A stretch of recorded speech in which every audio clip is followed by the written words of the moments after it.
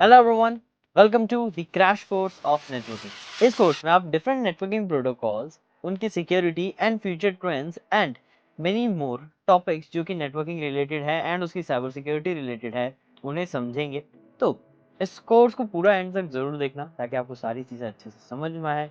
अगर आप एक एमटेक स्टूडेंट हैं तो ये कोर्स आपको कहीं ना कहीं आपके एमटेक के कोर्स में भी हेल्प करेगा। एंड अगर आप एमटेक स्टूडेंट नहीं हैं तो भी जनरलाइज्ड आपकी साइबर सिक्योरिटी नॉलेज को एनहांस करने में ये कोर्स आपकी काफ़ी हेल्प करने वाला है। बस ज़्यादा देरी ना करते हुए कोर्स शुरू करते हैं, बट उससे पहले अगर आप साइबर सिक्योरिटी की प्रोफेशनल ट्रेनिंग चाहते हैं तो आप WSCH मेंटरशिप प्रोग्राम चेकआउट कर सकते हैं, जिसमें आपको 20+ प्रीमियम मॉड्यूल्स मिलेंगे, जिनमें आप सारे लेटेस्ट ट्रेंड्स एंड टेक्नोलॉजी समझेंगे साइबर सिक्योरिटी की। एंड और भी कई सारी चीज़ें जैसे note, cheat sheets, assignment, quiz, projects, ये सारी चीज़ें ओवरऑल कोर्स में होने वाली है ताकि अच्छे से आप खुद को अपस्किल कर सके। ज़्यादा डिटेल आपको डिस्क्रिप्शन में मिलेगी। चलिए बिना किसी देरी के अब कोर्स को शुरू करते हैं। और आज की वीडियो में हम एक इम्पॉर्टेंट टॉपिक डिस्कस करने वाले हैं जो कि है advance network threats and security control. अगर आप एक एमटेक स्टूडेंट है तो ये जरूर आपने अपने सिलेबस में सुना होगा या देखा जरूर होगा। एंड अगर आप बीटेक्स हैं तो भी ये चीज आप लोगों को हेल्प करेगी in future and cyber security में ग्रो करने के लिए। गाइस, जैसे जैसे हमारे सिस्टम्स अपडेट होते जा रहे हैं, वो नए नए एडवांस होते जा रहे हैं, नए नए उनमें चीजें फीचर्स ऐड होती जा रही है, वहीं उसी के साथ साथ वो काफी सोफिस्टिकेटेड भी होता जा रहा है। यानी ऐसे ही जैसे जैसे वो एडवांस्ड हो रहा है उसके अंदर थ्रेड्स बढ़ने के चांसेस ज़्यादा हो रहे हैं, यानी उन्हें अटैकर्स के द्वारा ज़्यादा टारगेट किया जा रहा है। तो जब ज़्यादा टारगेट इन्हें किया जा रहा है तो हमें उनकी ओवरऑल सिक्योरिटी का ध्यान रखना होगा। अगर हम ओवरऑल सिक्योरिटी का ध्यान नहीं रखते हैं तो हम पे इम्पैक्ट हो सकता है। अब एक नेटवर्क को सिक्योर करने के लिए क्या क्या चीज़ें रहती है, क्या क्या थ्रेड्स होते हैं, चलिए सबसे पहले हम उन्हें जानते हैं। बात करते हैं एडवांस नेटवर्क थ्रेड्स के बारे में। सबसे पहला, एडवांस परसिस्टेंट थ्रेड्स। अब ये वो थ्रेड्स होते हैं जो काफ़ी लॉन्ग टर्म के लिए आपके सिस्टम में रहते हैं, काफ़ी लॉन्ग टर्म के लिए।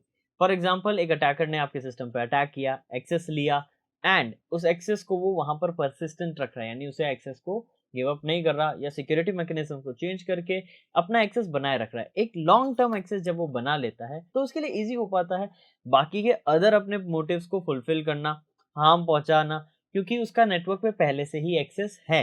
ये एक काफी बड़ा इशू रहता है कि अगर आप पे इम्पैक्ट हो आप उसे प्रॉपरली वहां से मिटिगेट कर सके। सोचिए आप जिस ऑर्गेनाइजेशन में काम कर रहे हैं उस पर इम्पैक्ट हुआ, आपने वहां पे उसे रिजॉल्व कर लिया, बट वहीं पर उसका कुछ एक हिस्सा रह गया। आप बिल्कुल ऐसा समझ सकते हैं वेनम जैसे, कि यहाँ से वेनम आपने रिमूव तो कर दिया बट उसका एक छोटा सा हिस्सा सिम्बियोट रह चुका है जिसको वो आगे फिर किसी और के साथ बाइंड होके इम्पैक्ट कर सकता है। वैसा ही यहाँ कुछ है, परसिस्टेंट थ्रेट वैसे ही एक्ट करता है जैसे यहाँ पर वेनम एक्ट कर रहा था मार्वल्स वाला। यहाँ पर ऐसा ही हो रहा है, आपने मिटिगेट किया बट अटैकर ने परसिस्टेंट थ्रेट्स बना लिए थे ताकि आगे अगर वो चाहे कनेक्ट बैक करना या अपना परसिस्टेंट रखना तो वो रख सकता है।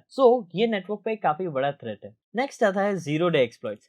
अब जीरो डे एक्सप्लॉइट्स काफी ज्यादा रिस्की रहते हैं। कैसे? ये वो एक्सप्लॉइट्स होते हैं जो जीरो डे वल्नरेबिलिटी को एक्सप्लॉइट करते हैं। So what's zero day vulnerability? देखिए, जीरो डे वल्नरेबिलिटी वो वल्नरेबिलिटीज होती है जो एक प्रोडक्ट में आती है उसके लॉन्च टाइम पे एंड उसका कोई पैच अवेलेबल नहीं होता। मान लेते हैं आज की डेट में मैंने एक नया सॉफ्टवेयर लॉन्च किया, उसमें एक बग था एंड उसका कोई सोल्यूशन अभी एट मोमेंट मेरे पास नहीं है। अटैकर्स अगर उसको इम्प्लीमेंट करते हैं, उसको यूज करते हैं, उसका फायदा उठाते हैं, मिसयूज करते हैं, तो वो एक जीरो डे वल्नरेबिलिटी होगी एंड वो एक्सप्लॉइट करेंगे जीरो डे एक्सप्लॉइट के थ्रू।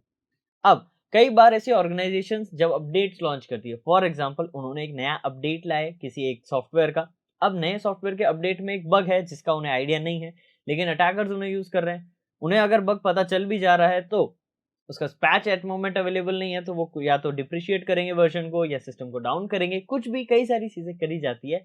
सो अगर ये हो रहा है तो वो हो पा रहा है जीरो डे वल्नरेबिलिटी की वजह से। In simple words, zero day vulnerability एक ऐसी वल्नरेबिलिटी है जो प्रोडक्ट के अपडेशन या नए लॉन्च पे आती है, यानी किसी नए सॉफ्टवेयर के अपडेट पे या नए सॉफ्टवेयर के लॉन्च पे, जिसमें डेवलपर्स को उसके बग का या वल्नरेबिलिटी का कोई आइडिया नहीं होता एंड उनके पास उसका पैच भी अवेलेबल नहीं होता, यानी उसकी सिक्योरिटी भी अवेलेबल नहीं होती है। वो कहलाते हैं जीरो डे बग्स या फिर जीरो डे वल्नरेबिलिटी एंड उन्हें ही एक्सप्लॉइट करके जीरो डे एक्सप्लॉइट्स बनाए जाते हैं। एंड सोच के देखिए एक नेटवर्क को कितना हार्म पहुंच सकता है अगर जीरो डे एक्सप्लॉइट्स उस पर इंप्लीमेंट होते हैं तो, राइट। इसीलिए हमें इनसे भी खुद को सेफ रखना है। अब कैसे रखना है उन्हें भी डिस्कस करेंगे, बट हमें पहले किन्हें टारगेट बनाना है वो हम देख रहे हैं। नेक्स्ट आता है हमारा DDoS attack, distributed denial of service attack. तो इसके बारे में आप जानते होंगे, और अगर नहीं जानते तो आपने जरूर ये देखा होगा कि कई बार एक वेबसाइट पे मल्टीपल ट्रैफिक्स आते हैं और वो वेबसाइट डाउन हो जाती है। आप कहते हैं कि वेबसाइट हैंग हो रही है या वेबसाइट डाउन है, सर्वर डाउन है, हम ऐसा अक्सर बोलते हैं। तो सर्वर डाउन कब हो जा रहा है? ज्यादातर केसेस में वो तब होता है जब बहुत ज्यादा ट्रैफिक उस पर आता है। अब नॉर्मल ट्रैफिक है नॉर्मल पीपल का तो कोई दिक्कत नहीं है, बट एक अकेला अटैकर मल्टीपल सिस्टम्स को अटैक करके ऐसे अटैकिंग करवा रहा है तो यहाँ पर प्रॉब्लम है। क्योंकि सोच के देखिए, अगर आपके पास एक सर्वर है जो एक सेकंड में 1K लोगों को हैंडल कर सकता है, 1K लोगों की रिक्वेस्ट को हैंडल कर सकता है, ये अपन मान लेते हैं। अब एक अटैकर ने क्या किया, 3 सिस्टम्स हैक कर लिए लेट्स सपोज, एंड तीनों सिस्टम को बोला कि तुम्हें बहुत सारी रिक्वेस्ट इस पे भेजनी है। अब ये 10K रिक्वेस्ट और ये 10K रिक्वेस्ट भेज रहे हैं। सोचिए क्या ये हैंडल कर पाएगा? बिल्कुल भी नहीं, ये बिल्कुल हैंडल नहीं कर पाएगा। एंड जब ये हैंडल नहीं कर पाएगा, ये रिस्पॉन्ड नहीं करेगा, क्रैश हो जाएगा, सर्वर डाउन हो सकता है। एंड अगर ये अटैक और ज्यादा हाई इंटेंसिटी पे किया जाए तो डेटा लॉस के चांसेस बढ़ जाते हैं, ये ध्यान रखिएगा। तो हमें इससे हमारे सिस्टम को बहुत अच्छे से बचाना होता है। चलिए अब बात करते हैं man in the middle attack की। पहले मैं ये चीजें रिमूव कर देता हूँ ताकि हम इजीली इन चीज़ों को अच्छे से समझ सकें। एक बार इन्हें इरेज करते हैं ताकि हम आइडिया लगा सकें कि अब आगे man in the middle attack कैसे होगा। चलिए बात करते हैं man in the middle attack की। मैन इन द मिडल जैसा नाम से समझ में आ रहा है, एक मैन मिडल में है। अब कहाँ मिडल में? देखिए मान लेते हैं ये एक नॉर्मल यूजर है, ये आपका सर्वर है या आपकी वेबसाइट है, हम कुछ भी ऐसा समझ लेते हैं।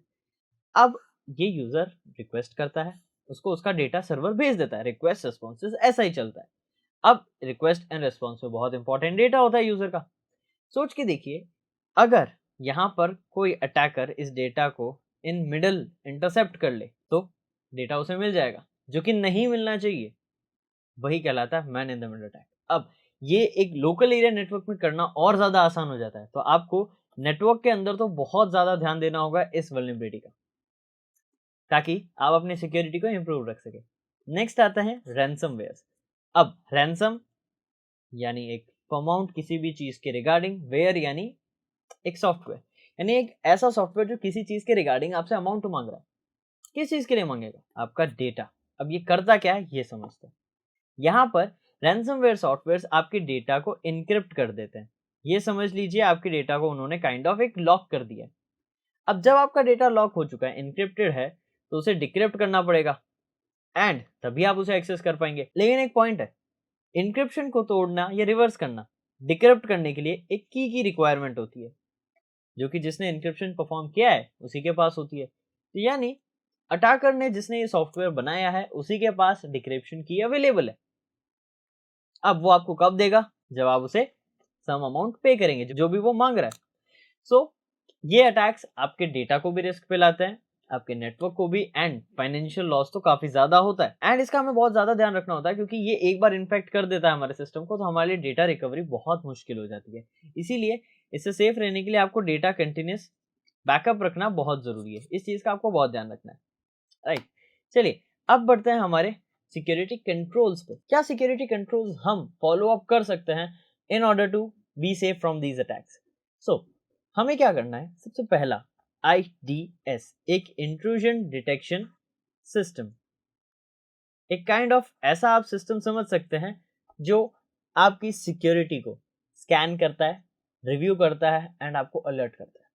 अब इंट्रूजन डिटेक्शन सिस्टम, इंट्रूजन क्या होता है? जब कोई इंट्रूड कर रहा हो, यानी कोई जबरदस्ती सिस्टम के अंदर घुसने की कोशिश कर रहा हो।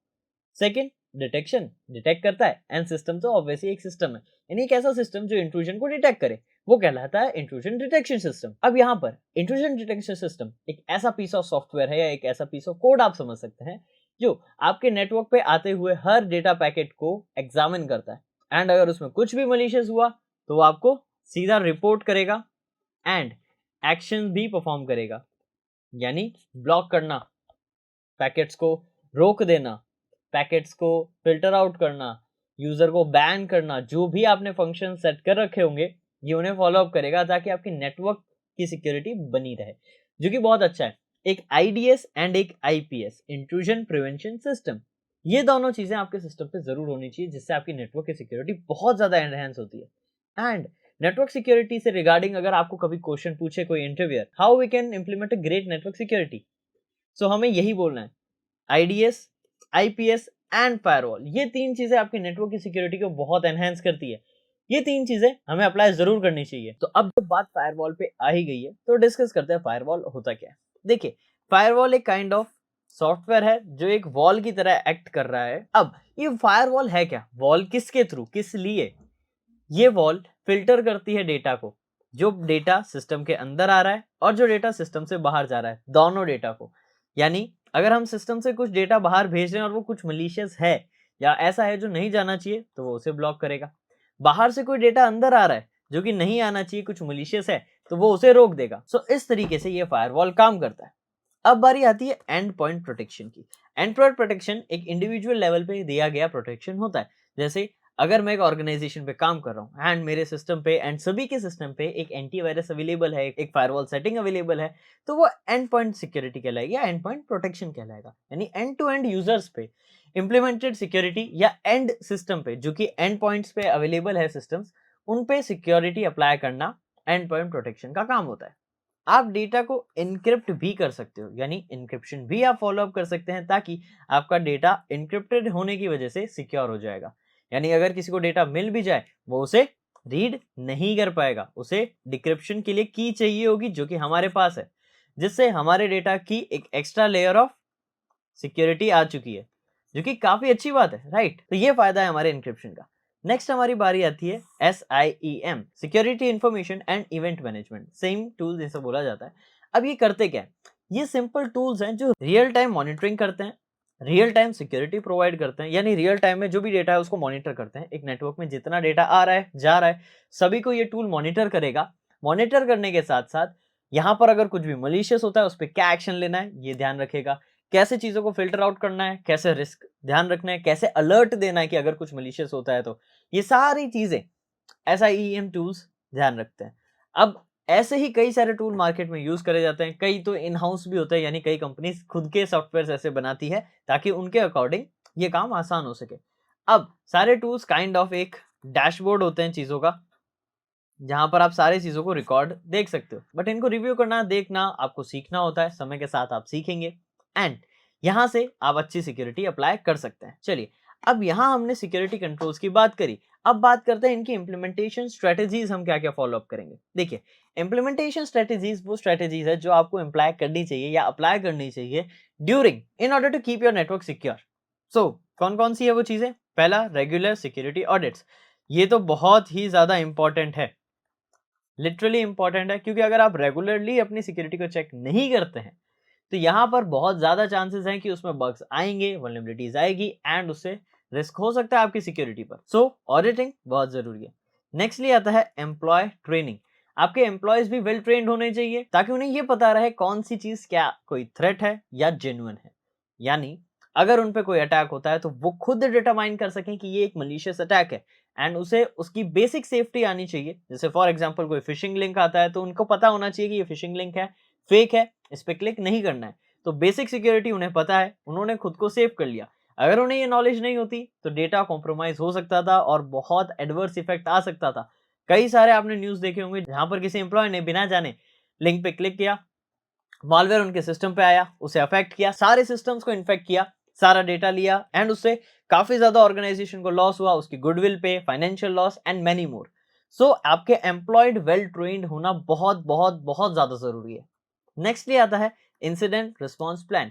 आपके पास पहले से ही इंसिडेंट रिस्पॉन्स का एक प्लान रेडी होना जरूरी है। इंसिडेंट रिस्पॉन्स क्या होता है? जब कुछ अटैक या थ्रेट आ जाता है, उसके बाद क्या करना है। हम बचने के लिए बहुत सी चीजें कर रहे हैं, पेन टेस्टिंग करते हैं ताकि सिक्योरिटी को देख सकें, अलग अलग फीचर्स अप्लाई करते हैं, सिक्योरिटी मैकेनिज्म अप्लाई करते हैं। लेकिन अगर किसी वजह से कुछ हो जाता है, तब आप क्या करेंगे? तब आपका क्या प्रोसीजर रहेगा, वो आपको इंसिडेंट रिस्पॉन्सिंग प्लान में बनाना होगा कि आप क्या स्टेप्स फॉलो करेंगे ताकि आप अपनी सिक्योरिटी को वापस ऑन पॉइंट ला सके। ये बहुत जरूरी है। नेक्स्ट आता है पैच मैनेजमेंट। अब जो जो पैचेस आप अप्लाई करते हैं, जब भी कुछ अपडेट करते हैं, तो उनका प्रॉपर मैनेजमेंट होना हद से ज्यादा जरूरी है। अगर प्रॉपर पैच मैनेजमेंट नहीं है, तो कई बार कैशे पॉइजनिंग होना, सिस्टम पे पॉइजनिंग होना, ये सारी चीजों से सिस्टम पे हार्म पहुंच सकता है। सो आपके पैचेस प्रॉपर्ली मैनेज्ड होने चाहिए, कब लाइव हो रहे हैं, कौन सा पैच लाइव हो रहा है, पुराना वाला कहाँ है, कैसे स्टोर्ड है, किस नाम से स्टोर्ड है, कैसे उन्हें आप अरेंज करेंगे, कैसे उन्हें सिक्योर करेंगे, वो सारी चीजें आपको पहले ही देके रखनी होगी, तभी जाके आपका काम इजीली हो पाएगा। नेक्स्ट आता है नेटवर्क सेगमेंटेशन। नेटवर्क सेगमेंटेशन में आप अलग अलग नेटवर्क्स को डिवाइड करते हैं। जैसे आपने देखा होगा, एक ऑर्गेनाइजेशन में अगर एक रूटर है एंड उससे एक टीम कनेक्टेड है, दूसरी टीम भी उससे कनेक्ट हो सकती है, लेकिन कई लोग स्विचेस क्रिएट करते हैं, ब्रिजेस कनेक्ट करते हैं या सेपरेट राउटर्स भी ऐड कर लेते हैं ताकि दोनों का नेटवर्क अलग अलग रहे, जिससे अगर एक नेटवर्क के कुछ एम्प्लॉयज या कुछ सिस्टम्स पे इम्पैक्ट होता है तो बाकी एम्प्लॉयज या बाकी नेटवर्क्स के सिस्टम सेफ रहें। तो आप नेटवर्क को सेगमेंट कर सकते हैं ताकि आप रिस्क को डिवाइड कर सकें। रिस्क होगा, अटैक होता है, कुछ कंप्रोमाइज होता है, तो एक स्मॉल अमाउंट होगा, ना कि पूरा का पूरा नेटवर्क। सो ये चीजें आपको इंप्लीमेंट करनी होगी एंड यही सारे क्वेश्चंस आपको पूछे जाते हैं कई सारे इंटरव्यूज में एंड साथ ही साथ आपके वाइवास में, एंड यही सारी चीजें आपको अच्छे से सीखनी होगी ताकि ये अप्लाई कर सके। और अगर आप साइबर सिक्योरिटी के अंदर एंटर करना चाहते हैं, साइबर सिक्योरिटी फील्ड को और एक्सप्लोर करना चाहते हैं, तो आप ज्वाइन कर सकते हैं WSCEH मेंटरशिप प्रोग्राम, जहां आपको प्रोफेशनल गाइडेंस मिलेगी इंडस्ट्री प्रोफेशनल्स के साथ एंड आप कई सारे टेस्ट, असाइनमेंट्स, प्रोजेक्ट्स पे काम करेंगे ताकि आपकी स्किल इंप्रूव हो। कई सारे cheat sheets, notes and tools and various other steps आपको मिलेंगे, ओवरऑल फोकसिंग ऑन कि आपको कैसे अपस्किल करा जा सके ताकि आपका करियर बूस्ट हो सके। सो अगर आप इसमें इंटरेस्टेड हैं, दिए गए नंबर पर कांटेक्ट कर सकते हैं या डिस्क्रिप्शन में फॉर्म लिंक है, उसे चेकआउट कर सकते हैं। आज हम बात करने वाले हैं threat modelling and security architectures के बारे में। अब पहले बात करेंगे आखिर थ्रेट मॉडलिंग होती क्या, आखिर है क्या ये थ्रेट मॉडलिंग। देखिए, बात करी जाए थ्रेट मॉडलिंग की तो एक स्ट्रक्चर्ड अप्रोच है जहां पर आप थ्रेट्स को आइडेंटिफाई करते हैं, उनके प्रायोरिटाइज करते हैं। अब प्रायोरिटाइज करना यानी पहले आपने आइडेंटिफाई किया एंड अरेंज कर रहे हैं first, second, third, fourth, fifth. जो हाईएस्ट इम्पैक्ट देता है उसे टॉप पे, जो लोएस्ट करता है उसे सबसे नीचे। अब इसके अकॉर्डिंग आप जब सॉल्यूशंस अप्लाई करते हैं कि भाई टॉप वाला सबसे पहले सॉल्व होना चाहिए, फिर एक के बाद एक, इसे कहा जाता है थ्रेट मॉडलिंग। एक सिक्योरिटी प्रोसीजर जहां पर एक स्ट्रक्चर्ड अप्रोच है कि डिफाइंड प्रोसेसेस है, उन्हें ही आपको फॉलो करना है ताकि आप इस सॉल्यूशन तक पहुंचे, इसे बोला जाता है थ्रेट मॉडलिंग। अब इसकी इंपॉर्टेंस क्या है, देखिए ये ऑर्गेनाइजेशंस को हेल्प करती है ताकि उनको वल्नरेबिलिटीज के बारे में पता चले एंड वो सिक्योरिटी मेजर्स को अच्छे से इंप्लीमेंट कर सके। ओवरऑल इसका नीड यही है। अब अगर आप देखते हैं थ्रेट मॉडलिंग, तो आपने सुना होगा इसके कई सारे टाइप्स हैं। जैसे पास्ता टाइप मैंने आपको एक वीडियो में जरूर समझाया था, इन शॉर्ट समझाया था, बट जरूर समझाया था। लेकिन अभी हम इन तीनों को समझते हैं, स्ट्राइड, पास्ता एंड ऑक्टेव। अब ये मेथोडोलॉजीज है, इनके थ्रू ये प्रोसेस फॉलो होते हैं एंड सिक्योरिटी के अंदर थ्रेट मॉडल्स बनाए जाते हैं। ऑर्गेनाइजेशन के ऊपर है वो कौन सा मॉडल फॉलो करेगी। ये 3 डिफरेंट मॉडल है, अलग अलग ऑर्गेनाइजेशन अलग अलग थ्रेट मॉडल को इंप्लीमेंट करती है। सबसे पहला स्ट्राइड, ये 6 थ्रेट कैटेगरीज पे ही फोकस करता है, यानी इसका मेजर टॉप कैटेगरीज पर ही फोकस रहता है। फास्ट एक रिस्क सेंट्रिक मेथोडोलॉजी है जहां पर अटैक स्टिमुलेशन पर ज्यादा फोकस किया जाता है, यहाँ पर ज्यादा फोकस किया जा रहा है। अब अगर बात करते हैं ऑक्टेव की, तो ये ऑपरेशनल रिस्क एंड वल्नरेबिलिटीज के ऊपर इवैल्यूएशन करता है, यानी ओवरऑल इसका ऑपरेशनल रिस्क एंड जो ऑपरेशनल वल्नरेबिलिटीज है उन पर फोकस रहता है। तो depending upon the organization and depending upon the structure कि कैसे इनका डेटा फ्लो होता है, उसके अकॉर्डिंग ये मेथोडोलॉजी फॉलो करी जाती है। तो चलिए एक एक करके इन्हें समझते हैं, बट उससे पहले एक बार के लिए हमें सिक्योरिटी मैकेनिज्म्स को थोड़ा रिवाइज करना होगा, जिसमें से अगर आपको एक रेजिलेंट नेटवर्क बिल्ड करना है तो आपको फायरवॉल्स की नीड है, IDs, VPN and regular updates. अब फायरवॉल्स क्या होता है, ये एक सिक्योरिटी लेयर्स है जो आपके सिस्टम से बाहर जाता हुआ डेटा एंड अंदर आता हुआ डेटा, इन दोनों डेटा को सिक्योर करता है। उनमें से जो मलिशियस चीजें हैं या जो फिल्टर्स हैं उन्हें अप्लाई करके फिल्टर आउट करता है। आईडीएस इंट्रूजन डिटेक्शन सिस्टम कहलाता है, जो कि अटैक्स या इंट्रूजन को डिटेक्ट करता है और उन्हें प्रिवेंट भी करता है।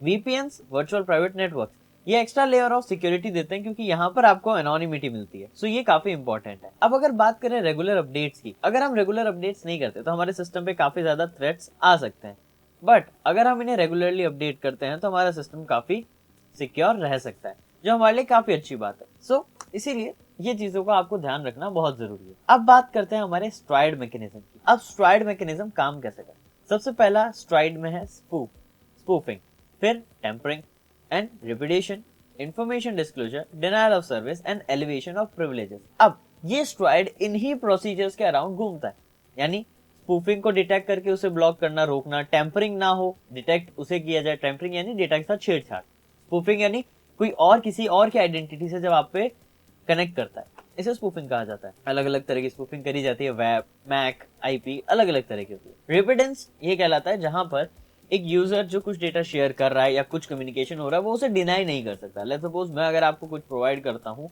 तो मैं उसे डिनाई नहीं कर सकता कि नहीं ये मैंने नहीं दिया, ये किसी और ने आपको दिया है, राइट? ऐसा नहीं कर सकते, वरना क्या होगा, अटैक मैंने किया किसी सिस्टम पे और मैं कह दूंगा एक्स सिस्टम ने अटैक किया या एक्स यूजर ने अटैक किया, तो ये चीज नहीं होनी चाहिए। इसीलिए रेविडेंस का ध्यान रखा जाता है कि जिसके पास जिसका डेटा है, जिसने शेयर किया है, उसके पास एक प्रॉपर डेटा की ओनरशिप रहे, अकाउंटेबिलिटी रहे, वो चीज का ये ध्यान रखता है। इन्फॉर्मेशन डिस्क्लोजर का ध्यान रखता है कि इन्फॉर्मेशन डिस्क्लोज ना हो, और जो इन्फॉर्मेशन डिस्क्लोज हो रही है वो कोई भी क्रिटिकल इन्फॉर्मेशन ना हो, इस चीज का ध्यान रखा जाता है। डिनायल ऑफ सर्विस एक ऐसा अटैक जिसपे बहुत ज्यादा फ्लडिंग करी जाती है, आपके सिस्टम में बहुत ज्यादा पैकेट्स आते हैं कि वो सिस्टम उसे हैंडल नहीं कर पाता। ऐसे अटैक्स को बचाने के लिए भी हम यहाँ पर अप्लाई करते हैं सिक्योरिटी मैकेनिज्म्स एंड फ्रेमवर्क्स। फिर एलिवेशन ऑफ प्रिविलेज, अगर आपके सिस्टम पे किसी को कुछ लेवल का एक्सेस मिलता है, ऑब्वियसली उसका प्रिविलेज एस्केलेशन परफॉर्म करेगा ताकि एक हाई लेवल एक्सेस उसे मिल जाए। बट इसको रोकना भी हमारा स्ट्राइड मैकेनिज्म में पार्ट आता है, यानी अगर एक ऑर्गेनाइजेशन पे आप इन सारी चीजों को सिक्योर करना चाहते हो तो वो आता है हमारा स्ट्राइड थ्रेट मॉडलिंग प्रोसेस। सो ये कई सारी ऑर्गेनाइजेशन इसे यूज करती है, एंड साथ ही साथ कई सारी ऑर्गेनाइजेशन इसमें अपने अपने डिफरेंट फील्ड्स को स्टडी भी करती है ताकि उसको और बेटर कर सके। नेक्स्ट पार्ट आता है हमारा पास्ता। अब ये ऑब्वियसली सीधी सी बात है, ये खाने वाला पास्ता नहीं है, बट स्टिल काफी इंटरेस्टिंग है। पास्ता का मतलब है process of attack stimulation and threat analysis. अब यहाँ पर प्रॉपर प्रैक्टिकल अप्रोच रहेगी। प्रॉपर प्रैक्टिकल अप्रोच कैसे रहेगी, यहाँ पर इसको मैं आपको थोड़ा सा समझा देता हूँ। प्रॉपर प्रैक्टिकल अप्रोच ऐसे रहेगी कि अटैक्स जो होंगे वो प्रॉपरली स्टिमुलेट करे जाएंगे, यानी एक टीम होगी या एक इंडिविजुअल होगा, डिपेंडिंग अपॉन द सिचुएशन, वो अटैक्स को परफॉर्म करेंगे as an real attacker, real attacker की तरह अटैक्स परफॉर्म करेंगे। एंड फिर चीजों को एनालाइज करा जाएगा, थ्रेट्स कैसे इंपैक्ट कर रहे हैं, किस वजह से इंपैक्ट हो पा रहा है, राइट? इसका प्रॉपर एनालाइजेशन किया जाएगा। एंड उसके लिए फिर सिक्योरिटी फ्रेमवर्क्स जो होते हैं, सिक्योरिटी फ्रेमवर्क्स को भी हम आगे बहुत डिटेल में स्टडी करेंगे क्योंकि सिक्योरिटी फ्रेमवर्क्स काफी इंपॉर्टेंट होता है। तो सिक्योरिटी फ्रेमवर्क्स को अप्लाई कर दिया जाता है, और ये सब कैसे हो पाया, by following pasta threat modelling process. तो इस तरीके से पास्ता मेथड यूज किया जाता है। यहाँ पर रियल अटैकिंग स्टिमुलेट होती है एंड उसको एनालाइज किया जाता है।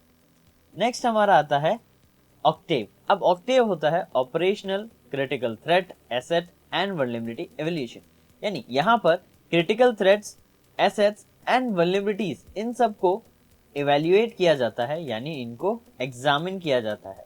अब एग्जामिन कैसे, इन पे पेन टेस्ट किया जाता है ऑब्वियसली, एंड बग्स या वल्नरेबिलिटीज फाइंड आउट करी जाती है। अब वो बग्स क्यों आए, ये वाई डिस्कस किया जाता है, ये वाई कि क्यों आए ये डिस्कस करा जाता है, एंड उसके बाद सिक्योरिटी को अप्लाई किया जाता है। इसी को फॉलो अप करके आप ऑक्टेव थ्रेट मॉडलिंग को फॉलो करते हैं, यानी यहाँ पर ओवरऑल आप इन टॉपिक्स को फोकस अप करते हैं। सिर्फ आपका यही टारगेट होता है, इन्हीं को एग्जामिन करते हैं एंड बग्स निकालते हैं एंड उसे सही करते हैं।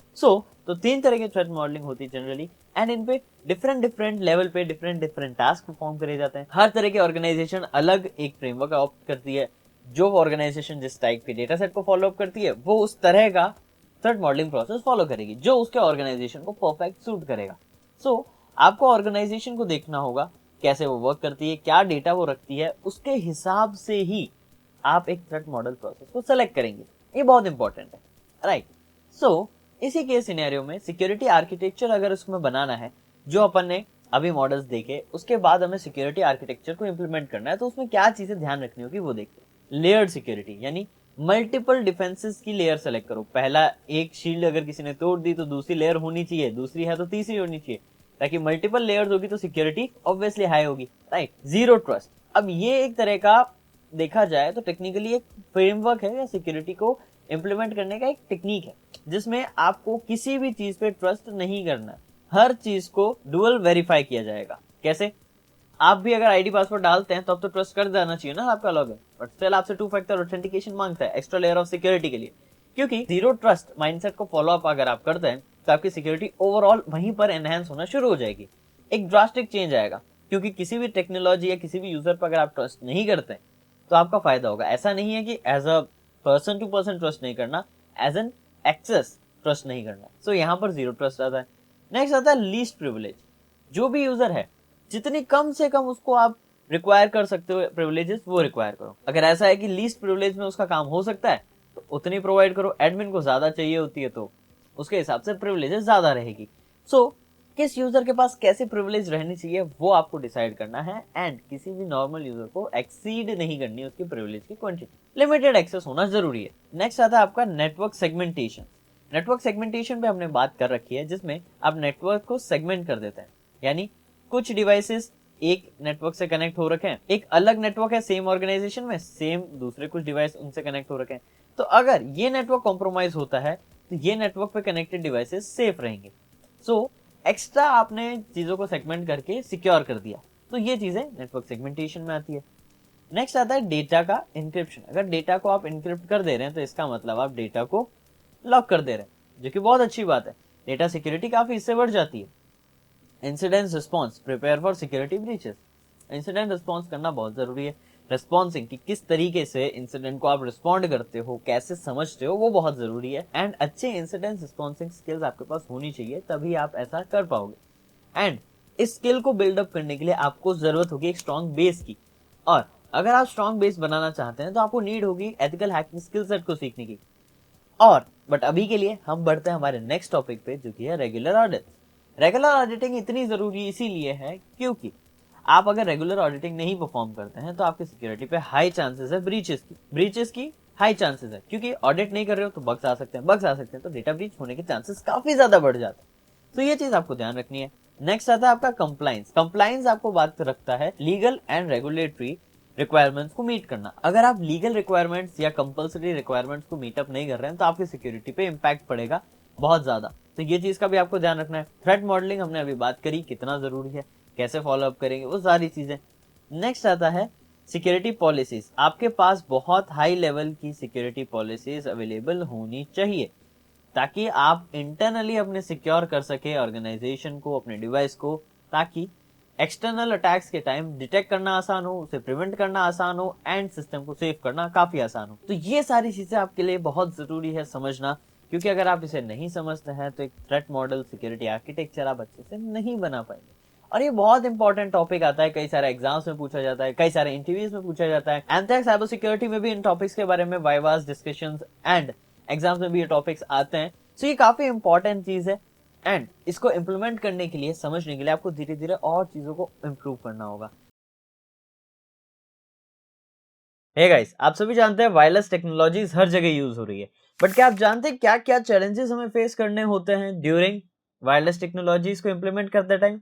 क्योंकि उनकी सिक्योरिटी बहुत इंपॉर्टेंट है। आप सभी ट्रांजेक्शन वायरलेस करते हैं तो उसकी सिक्योरिटी ध्यान रखने में क्या चैलेंजेस आते हैं, उनको आज की इस वीडियो में हम जानेंगे एंड थोड़ा डिटेल में इनको समझेंगे। So hello everyone, welcome back to WS Cube cyber security. This is Ankur Joshi signing in. अब देखिए, समझते हैं वायरलेस टेक्नोलॉजीज। अब वो टेक्नोलॉजीज आप अच्छे से जानते हैं, जैसे आपके वाईफाई, ब्लूटूथ। ये जितने ही कन्वीनियंट हैं हमारे लिए, ये उतने ही कॉम्प्लेक्स होते हैं काफी, क्योंकि ये वर्क करते हैं रेडियो फ्रीक्वेंसीज पे, RF सिग्नल्स पे ये चीजें वर्क करती है। यानी रेडियो फ्रीक्वेंसीज फ्रीली ट्रेवल कर रही है। इन्हें अगर कैप्चर या इंटरसेप्ट करना है तो इजीली नहीं किया जा सकता। इनके लिए डिफाइंड टूल्स आपके पास होने जरूरी है। अगर वो टूल्स नहीं है तो वो इंटरसेप्शन पॉसिबल नहीं है। अगर ये चीज पॉसिबल नहीं हो पा रही है तो इसे जनरल लेवल में बिना टूल्स के स्टडी कर पाना काफी कॉम्प्लेक्स है। और टूल्स का मतलब हार्डवेयर टूल्स, जो हम कनेक्ट करते हैं, वो सिग्नल को कैप्चर करते हैं और हमें हमारे सॉफ्टवेयर में दिखाते हैं। और ये काफी एक यूनिक सा चैलेंज हमारे लिए क्रिएट कर देता है, जैसे कि अनऑथराइज्ड एक्सेस। अगर किसी के पास वो डिवाइस है तो वो इजीली अनऑथराइज्ड एक्सेस ले सकता है उस रेडियो फ्रीक्वेंसी सिग्नल्स को ट्रैप करके, इंटरसेप्ट करके। एंड साथ ही साथ सिग्नल जैमिंग भी इसी से परफॉर्म करी जा सकती है, क्योंकि अगर इंटरसेप्ट हो रहा है डेटा तो वो डेटा ड्रॉप भी करा जा सकता है। यहाँ पर ये काफी इंपॉर्टेंट एक इश्यू अराइज होता है हमारे लिए। एंड आप सोच रहे होंगे ये तो सिर्फ वायर्ड नेटवर्क में होता होगा, लेकिन नहीं, वायरलेसली भी होता है, क्योंकि वो भी एक ना एक फिजिकल सिग्नल्स है, राइट। रेडियो फ्रीक्वेंसीज भी फिजिकल एलिमेंट्स हैं जो फ्रीली ट्रैवल कर रहे हैं, बट अगर उनको इंटरसेप्ट किया जाए, उन्हें रोका जाए, ब्लॉक किया जाए, तो वो वर्क करते हैं, राइट। ये चीज हमें थोड़ी समझनी होगी, क्योंकि रेडियो फ्रीक्वेंसीज ऐसी वेवलेंथ्स हैं जो डायरेक्टली हमें विजिबल नहीं है बट एग्जिस्ट करती है फिजिकली। अब वहीं थोड़ा हम RF को ही डिटेल में स्टडी करते हैं ताकि आप लोगों को समझ में आए। बात करते हैं रेडियो फ्रीक्वेंसीज की लिमिटेशंस पे।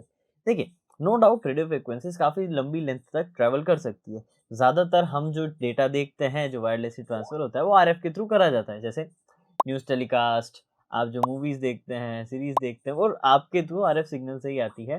लाइव टीवी जो आप देखते हैं। लेकिन आपने कई बार नोटिस किया होगा, कई बार चीज़ें ब्रेक होती है।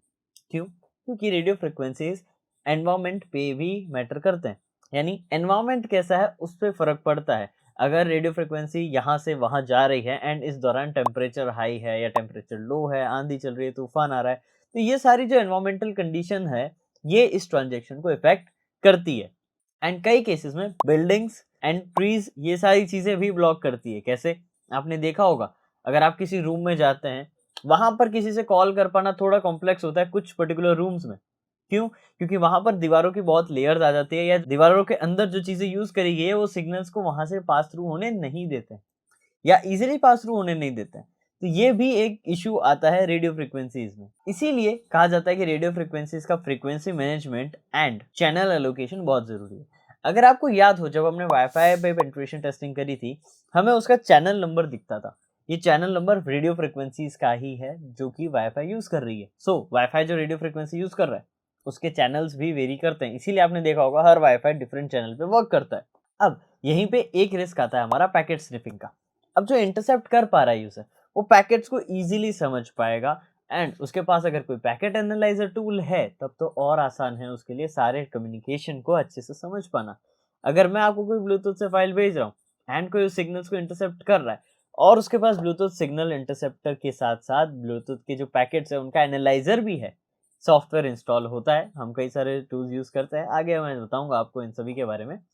उन टूल से वो इजीली इन चीजों को इजीली कैप्चर कर सकता है एंड इजीली उसे समझ भी सकता है, तो उसे डेटा भी वहां मिल जा रहा है। एंड ये बहुत ही ज्यादा सीरियस प्रॉब्लम है, राइट? इसीलिए आपने देखा होगा, इसी चीजों को रोकने के लिए इंक्रिप्शन लगाई जाती है इन नेटवर्क पर भी। जैसे आपके वाईफाई पर रखता है WPA2, WPA3, 3 तो सबसे लेटेस्ट है।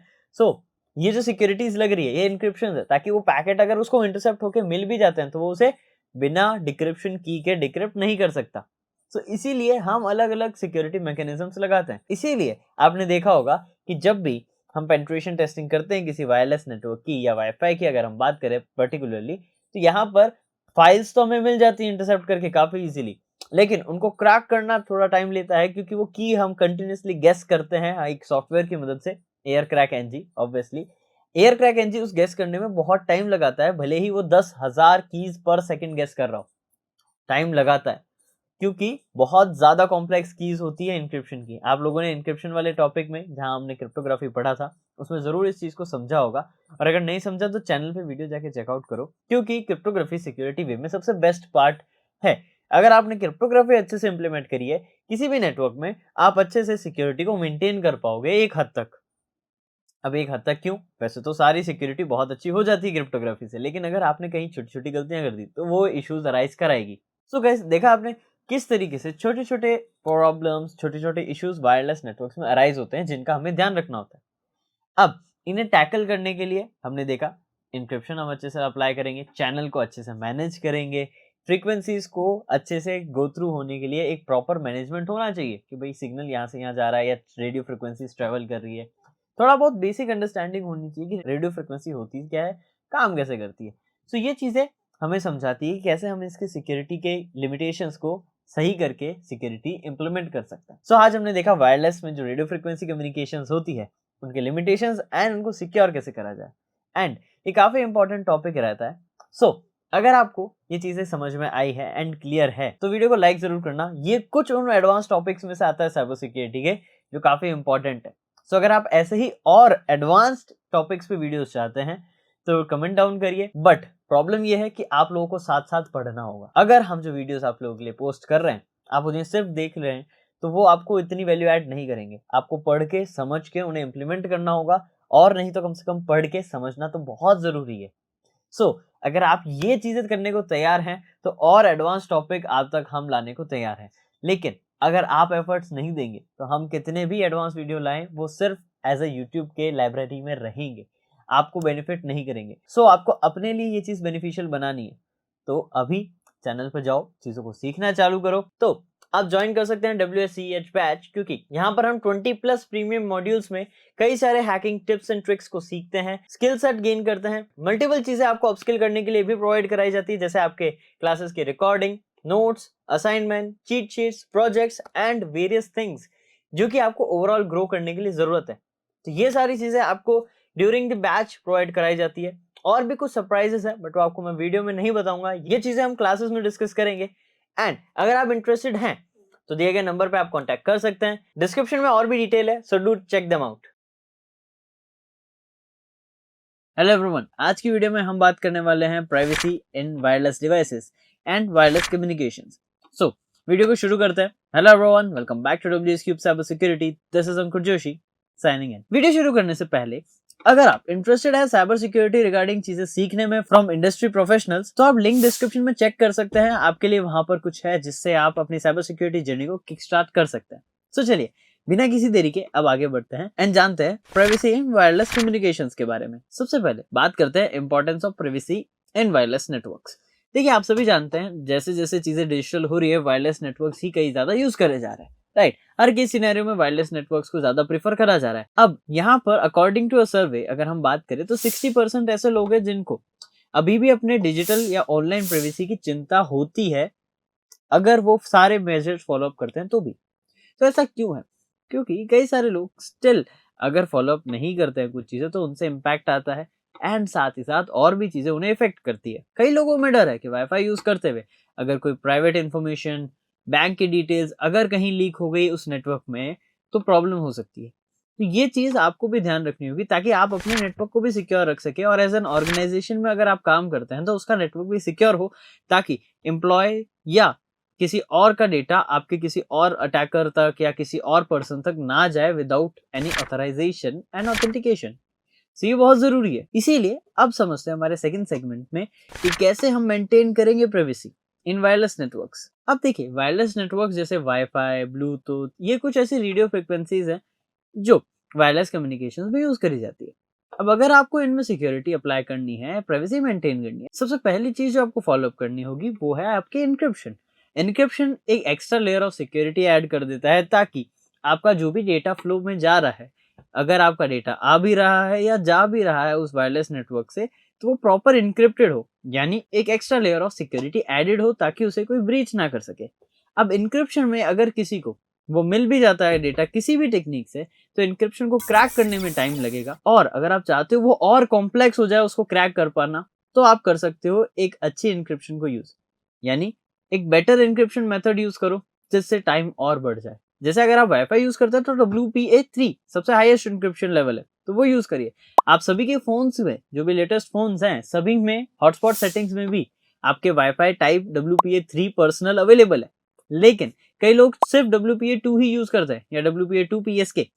लेकिन आपको WPA3 पे स्विच होना होगा ताकि आप अपने नेटवर्क की सिक्योरिटी को और इंक्रीज कर सको, ताकि आपके वाईफाई से अगर कोई जुड़ता है या आपके हॉटस्पॉट से कोई जुड़ता है तो आपका डेटा हार्म ना हो या किसी और वे से वो आपको इम्पैक्ट ना कर सके। तो ये बहुत जरूरी है। सेकंड आता है VPN।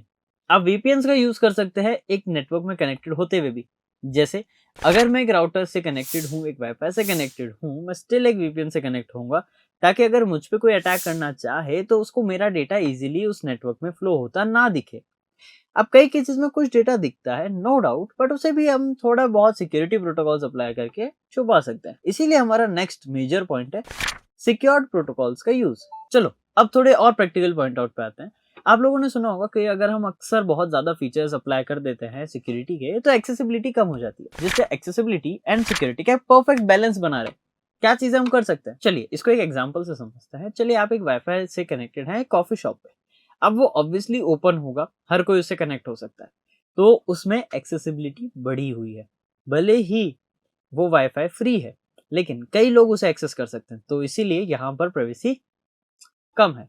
हाँ, अगर वो कॉफी ओनर या कॉफी शॉप ओनर ऐसा रखता है कि वाईफाई तो फ्री है लेकिन आप आए, QR स्कैन करें, तब वो कनेक्ट होगा, तो इससे एक सिक्योरिटी एंड एक्सेसिबिलिटी का परफेक्ट बैलेंस बन जाएगा। तो आपको भी कोई भी प्रोटोकॉल इंप्लीमेंट करते हुए या कोई भी सिक्योरिटी इंप्लीमेंट करते हुए ये चीज ध्यान रखनी है कि वो एक्सेसिबल भी हो लेकिन साथ ही साथ सिक्योर भी हो। एक परफेक्ट बैलेंस बनाना बहुत ही ज्यादा जरूरी है। अब बात करते हैं प्रैक्टिकल टिप्स जो आप फॉलो कर सकते हैं इन चीजों को सिक्योर करने के लिए। सो क्विक टिप्स पे बढ़ता है। सबसे पहली टिप आती है use VPN whenever you are connected to a wifi. किसी भी वाईफाई से कनेक्टेड हो तो हमेशा वीपीएन का यूज जरूर करो। अपने राउटर्स का या हॉटस्पॉट का कंटिन्यूस पासवर्ड चेंज करते रहा करो एक टाइम ड्यूरेशन के अंदर, या वन टाइम पासवर्ड फीचर जो आपके एंड्रॉइड हॉटस्पॉट देता है वो यूज करो। ये चीज आप कर सकते हो। और पासवर्ड स्ट्रांग लगाओ, ऐसा रैंडम चीजें नहीं जो कि इजीली गेसेबल हो। आपके पासवर्ड इजी गेसेबल नहीं होने चाहिए, वो स्ट्रांग होने चाहिए। नेक्स्ट आता है regular software and firmware update. आपके सॉफ्टवेयर अपडेटेड होने चाहिए। अगर फर्मवेयर्स भी यूज हो रहे हैं तो वो भी कंटिन्यूस अपडेटेड होने चाहिए। एक कंटिन्यूस वल्नरेबिलिटी स्कैन आप परफॉर्म करिए ताकि वल्नरेबिलिटीज फाइंड आउट कर सकें एंड उन्हें रिजॉल्व कर सकें। नेक्स्ट स्टेप आती है फायरवॉल सेटअप करना। एक अच्छा फायरवॉल आपके एंड्रॉइड डिवाइस नेटवर्क कॉन्फ़िगरेशन में भी अगर सेटअप है तो वो बेटर रहता है। एक फायरवॉल हमेशा extra layer of security add करता है, तो आपको प्रैक्टिकल टिप्स के अंदर अंदर फायरवॉल्स का यूजेज भी करना होगा। सो गाइस, आज हमने देखा वायरलेस डिवाइसेस या वायरलेस कम्युनिकेशन में प्राइवेसी कैसे मेंटेन होती है, उनके एक्सेसिबिलिटी एंड सिक्योरिटी का एक परफेक्ट बैलेंस कैसे बनाया जाए, और कौन सी वो टिप्स है जो हम फॉलो कर सकते हैं ताकि हम चीजों को सिक्योर रख सके हमारे नेटवर्क में या जिस भी नेटवर्क से हम कनेक्टेड हो उसमें। तो आप ज्वाइन कर सकते हैं WSCH बैच, क्योंकि यहाँ पर हम 20+ प्रीमियम मॉड्यूल्स में कई सारे हैकिंग टिप्स एंड ट्रिक्स को सीखते हैं, स्किल सेट गेन करते हैं। मल्टीपल चीजें आपको अपस्किल करने के लिए भी प्रोवाइड कराई जाती है, जैसे आपके क्लासेस की recording, notes, assignment, cheat sheets, projects and various things जो कि आपको ओवरऑल ग्रो करने के लिए जरूरत है। तो ये सारी चीजें आपको ड्यूरिंग द बैच प्रोवाइड कराई जाती है। और भी कुछ सरप्राइजेस है बट वो आपको मैं वीडियो में नहीं बताऊंगा, ये चीजें हम क्लासेस में डिस्कस करेंगे। एंड अगर आप इंटरेस्टेड हैं तो दिए गए नंबर पे आप कांटेक्ट कर सकते हैं। डिस्क्रिप्शन में और भी डिटेल है, so do check them out. And आज की वीडियो में हम देखेंगे 1G से लेकर 5G तक का जो सफर रहा है साइबर सिक्योरिटी के अंदर कैसा रहा। चलिए तो जानते हैं। बट वीडियो शुरू करने से पहले अगर आप साइबर सिक्योरिटी के अंदर चीजें सीखने में इंटरेस्टेड हैं और प्रोफेशनल गाइडेंस चाहते हैं तो डिस्क्रिप्शन में लिंक है, आप ज्वाइन कर सकते हैं CVH mentorship program from WSCrypto। So अगर आप इंटरेस्टेड हैं तो do check that out. And बिना किसी देरी के बात करते हैं सबसे पहले टाइप, जो है 1G। जी हाँ, 1G 1980s में आया था और इसका मेन फोकस वॉइस चैटिंग पे था, यानी वॉइस कॉलिंग पे था। अब इसमें साइबर सिक्योरिटी या डेटा प्राइवेसी का ज्यादा ध्यान नहीं था। ये एक तरीके से आप समझ सकते हैं खुली किताब थी। यहाँ पर कोई भी आ सकता था, आपके कॉल को इंटरसेप्ट कर सकता था, तो यहाँ प्राइवेसी कुछ भी नहीं थी। सिर्फ ये बेसिक कनेक्शन प्रोवाइड करता था और कुछ बेसिक सिक्योरिटी, जिसमें ज्यादा प्राइवेसी पे फोकस था ही नहीं। यानी कनेक्टिविटी बेसिक थी लेकिन सिक्योरिटी के मामले में ये बहुत वीक था। फिर आई यहाँ पर सेकेंड वेव यानी 2G। 2G लॉन्च हुआ 1990s के जमाने में और ये डिजिटल सिग्नल्स पे बेस्ड था, जिसने GSM को इंट्रोड्यूस किया। GSM यानी global system of mobile communication, जिसके अंदर बेसिक एन्क्रिप्शन टेक्निक्स का इस्तेमाल होने लगा। यानी 2G पर हमने थोड़े एन्क्रिप्शन यूज करना चालू करे ताकि हम सिक्योरिटीज को इंप्रूव कर सके। अब यहाँ पर A5 एन्क्रिप्शन एल्गोरिदम फॉलो होती थी जो कि आपके कॉल्स को एन्क्रिप्ट कर देता था, यानी कॉल्स से यहाँ पर आपके सिक्योर हो जाते थे। लेकिन अभी से अगर हम कंपेयर करें तो ये बहुत पुराना एल्गोरिदम हो चुका है। यानी यहाँ पर अगर अभी भी ये चीज फॉलो होती है तो उसे इजीली क्रैक करा जा सकता है। यानी अब ये पुराना एल्गोरिदम हो चुका है जिसे क्रैक करना ज्यादा मुश्किल नहीं है। यानी अगर कोई अभी 2G भी यूज कर रहा है तो उसके कॉल्स को क्रैक कर पाना मुश्किल नहीं होगा। इसीलिए 2G प्रोटोकॉल भी अभी सिक्योर नहीं है। अब 2G के अंदर हमें SMS फीचर भी इंट्रोड्यूस किया गया, कई सारे डेटा सर्विसेज भी दी गई, लेकिन स्टिल वल्नरेबिलिटीज इसमें भी काफी थी एंड इसके कई सारे मामले सामने आए थे। यानी ये भी अगर देखा जाए तो अच्छे से सिक्योर नहीं थी उस टाइम ड्यूरेशन के हिसाब से। इसे भी अटैक करके कॉम्प्रोमाइज किया जा पा रहा था उस समय भी, एंड अभी तो इजीली करा जा सकता है। तो फिर जमाना आया 3G का।